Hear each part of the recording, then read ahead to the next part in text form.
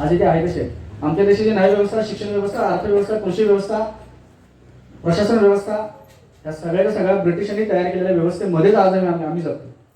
स्वातंत्र्य शब्दाचा अर्थ काय? स्व म्हणजे आपली स्वतःची, आणि तंत्र म्हणजे व्यवस्था, आणि पारतंत्र म्हणजे दुसऱ्याची व्यवस्था. दुसऱ्याच्या व्यवस्थेमध्ये आपण जगत होतो त्यावेळी आपण गुलाम होतो, आपण पारतंत्र होतो. इथे पण ठीक आहे, पण आज आपण स्वतंत्र झालो. आज आपली व्यवस्था आपण निर्माण नाही करू शकलो. आणि आज तुमच्या माझ्या पुढचं आव्हान आहे, येणारा 21व्या शतकातला भारत उभा करत असताना आपण आपल्या व्यवस्था निर्माण केल्या पाहिजेत. त्यासाठी आपण सगळ्यांनी प्रयत्न केला पाहिजे. इंडियन पोलीस ऍक्ट 1850 हा ब्रिटिशांनी कायदा केला. त्या कायद्यामध्ये काय अटी आणि काय कलम होती की कुठल्याही भारतीयाला कुठल्याही वेळी कधी अटक करण्याचं स्वातंत्र्य पोलिसांना होतं. पण मला का अटक केली हा प्रश्न विचारण्याचा अधिकार भारतीयांना नव्हता. पोलिसांना त्याच्यामध्ये एक नियम होता की कुठल्याही व्यक्तीला मारत असताना जी काठी जी दिली ना पोलिसांच्या हातात, ती कमरेच्या खालीच मारण्याला अलाउड आहे बरं का. कमरेच्या वरती काठी मारण्याचा पोलिसांना अधिकार नाही. आणि लाला लजपत रायांनी ज्या रौलट ऍक्ट विरुद्ध आणि सायमन कमिशन विरुद्ध जे आंदोलन केलं, त्या आंदोलनामध्ये लाला लजपत रायांच्या डोक्यात काट्या आणल्या.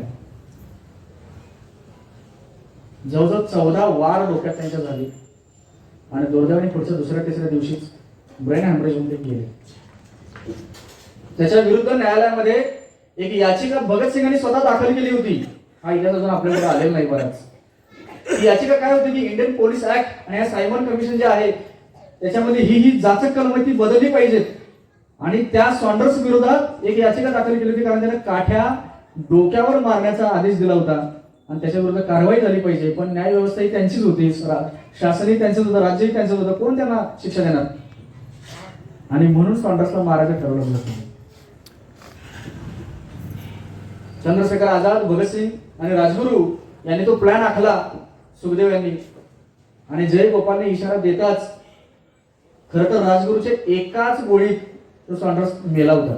बरोबर कपाळात गोळी बसली होती त्याच्या. पण भगतसिंगाला इतका राग होता की त्या पडलेल्या मड्यावर त्यांनी 6 गोळ्या झाडल्या.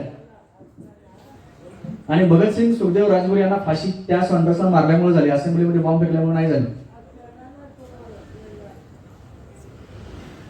अक्षरशः ज्या वयात खेळायला पाहिजे, मजा करायला पाहिजे, मौज करायला पाहिजे, चैनबाजी, इष्टबाजी करायला पाहिजे, त्या वयात भगतसिंग, सुखदेव, राजगुरू सारखे हे तरुण क्रांतिकारक फासावर गेले.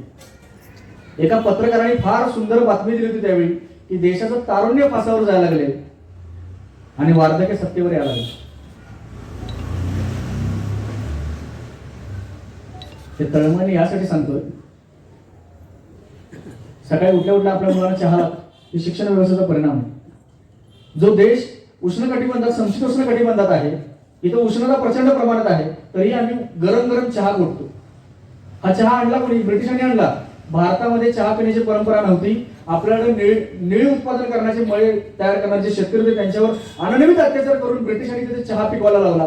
जवळजवळ 6 लाख शेतकऱ्यांची हत्या केली आणि त्या हत्येचा परिणाम म्हणून तो चहा आपल्यापर्यंत पोहोचला. क्रिकेट सारखा खेळ त्याने आमच्या माथ्यावर आणून लागला. किती गोष्टी सांगू, किती लादल्या आपल्यावर गोष्टी. आपल्याकडे संस्कृती होती अतिथी देवो भव. त्या अतिथीला घरी आल्यानंतर गुळ आणि शेंगा आपण खायला द्यायचं, लिंबू सरबत प्यायला द्यायचं. आज आमच्याकडे कोल्ड ड्रिंक्स आले,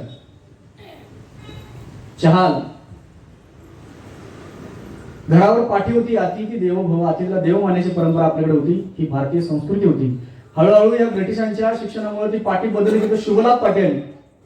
म्हणजे शुभही माझाच व्हावा, लाभही माझाच व्हावा, आणि येणाऱ्या जाणाऱ्या पाहुण्यांनी करावं.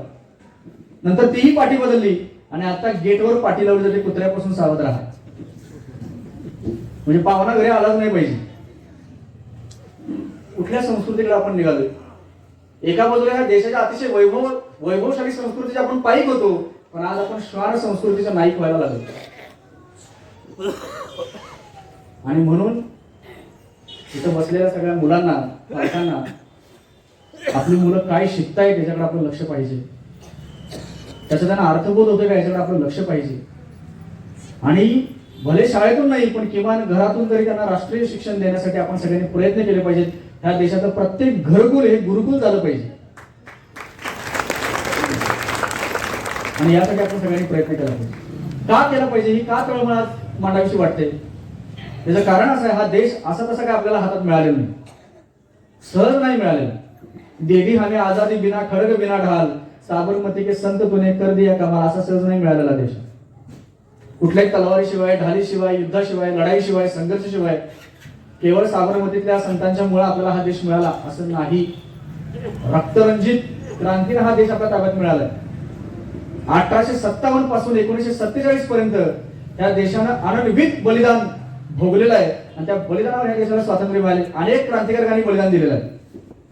1904 साली भारत सरकारला एक पत्र पाठवलं. आम्ही ज्यावेळी मी राजू दीक्षितांच्या बरोबर भारतभर फिरत होतो त्यावेळी अनेक शाळांमध्ये जायचो, वेगवेगळी व्याख्यानं व्हायची. अनेक शाळेतल्या मुलांना मी प्रश्न विचारायचो की का रे, या देशाच्या स्वातंत्र्यासाठी 15 ऑगस्टच्या वेळचा एक प्रसंग आहे, राष्ट्रगीत वगैरे झालं, ध्वजगीत झालं, ध्वजवंदन झालं, आणि मुलांना मी प्रश्न विचारला की अरे, ह्या देशाच्या स्वातंत्र्यासाठी किती क्रांतिकारकांनी बलिदान दिलं तुला माहिती आहे का?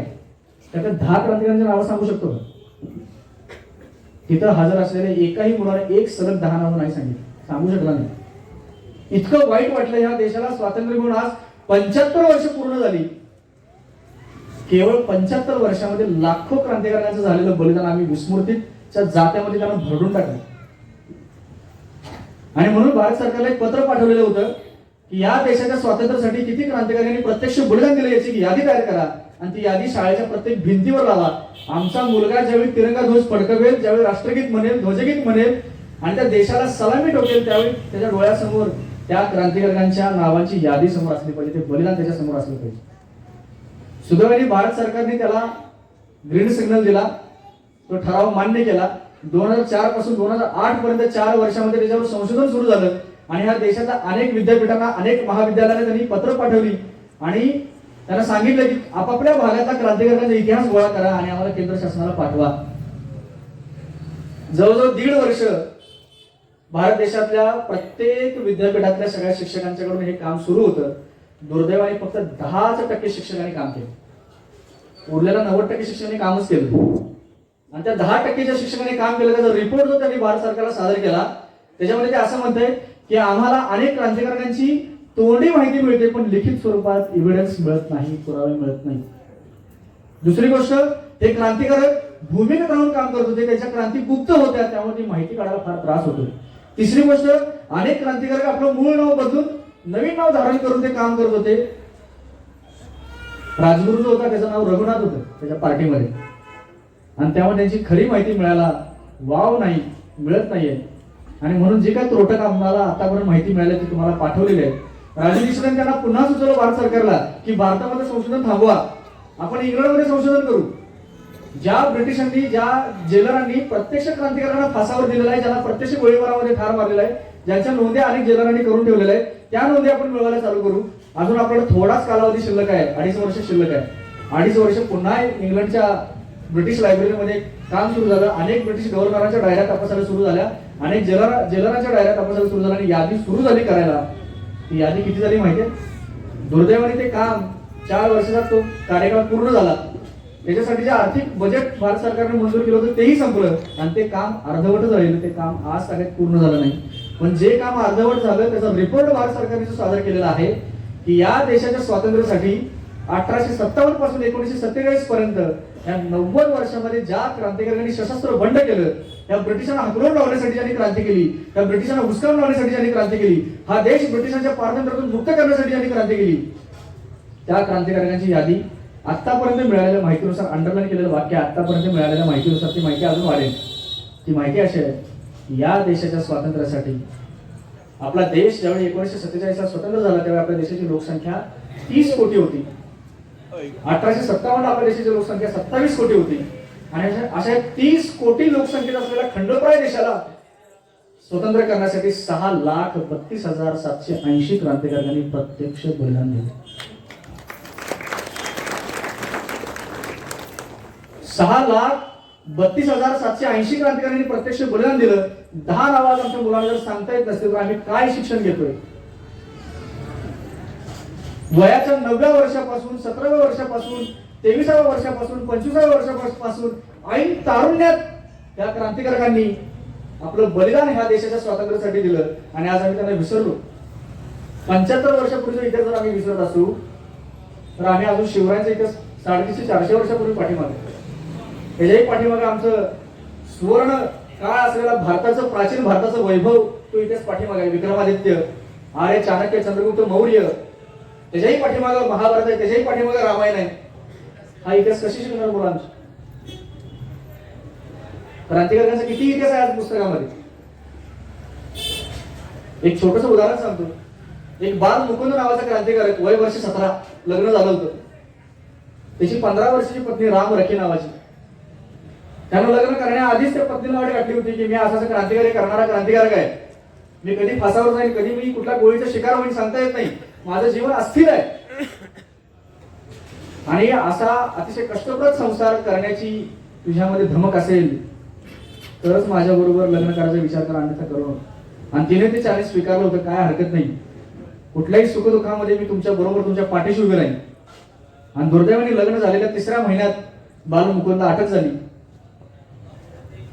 न्यायालयामध्ये न्यायदान सुरू झालं आणि न्यायाधीशाने त्याला शिक्षा ठोठावली, फाशी.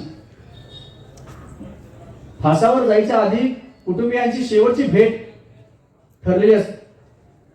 आणि त्यानं आधीच तिला सांगितलं होतं की ज्यावेळी असा क्षण ज्यावेळी येईल माझ्यावर, त्यावेळी तुला माझी एक अट आहे, एक विनंती आहे, प्रार्थना आहे की डोळ्यातनं एक सुद्धा पाण्याचा थेंब काढायचा नाही.